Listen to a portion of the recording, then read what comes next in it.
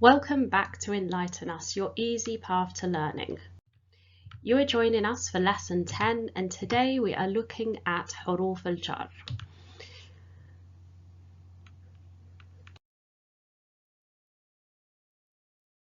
We are going to be looking at 17 of them and not all of them are used that often. So the ones in green are the ones that are used most often, but it's definitely worth learning the ones in blue.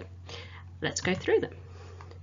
Ba, ta, kaf, lam, waw, mundu, mud, khala, rubba, hasha, min, ada, fi, an, ala, hatta, ila.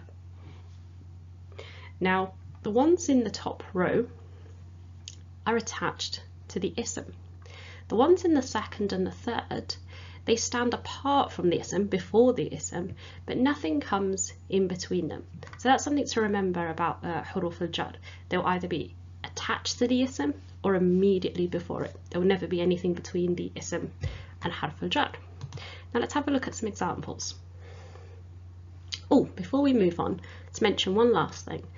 In terms of meaning, sometimes these huruf come with a slightly different meaning depending on the sentence. So that's just caveat that when you're learning them and memorizing them and memorizing the meaning. So let's look at our first example. Bismillahir Rahmanir Rahim. In the name of Allah, the most gracious, the most merciful. This is a phrase used by Muslims throughout the day several times, and with the exception of one surah, it is the beginning of every surah in the Quran. But let's analyze it grammatically, and specifically the first part, the first word. So what do we have here? So we actually have Harf el Jarr, ba or b, plus ismun, and together they make bismi. And what you'll notice, the clues in the name, the ba has made ismun jarr. So it went from having a double dhamma to having a singular kasra. Ismun, so the original word, is singular, masculine and proper. Now you might ask, how is it proper? There's no L. Well, it's actually part of an idafa. So that's the first thing to note. By association. Now I'm going to tell you by association with the word or the ism Allah, but I'm also going to note that we don't actually often use the word Allah or the ism Allah. Rather, out of reverence, we say lafz al-jalala. So by association with lafz al-jalala, bismi is proper. Also, because of that being part of that idafa, you'll notice it's just the single kasra. If you recall from the past lesson on al-idafa, the mudaf cannot have tanween, so that's why you see the you'll notice it's just the single kasra. Let's have a look at another example.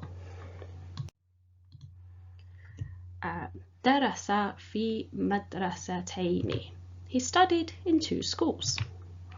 So you have fi, that's your harf jar, and you have the original word madrasatan, and together they make fi madrasataini.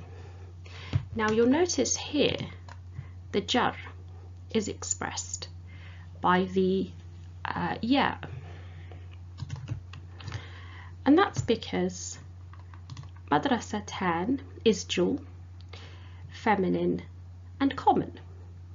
So to change it from rafa to jar, you substitute this alif with a ya. Let's have a look at another example.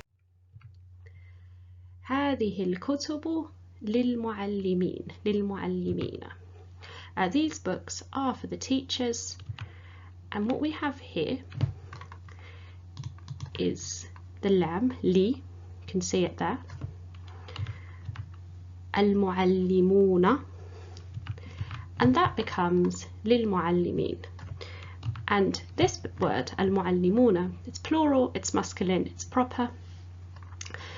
So to change it from rafa to jar, the waw is substituted with the ya.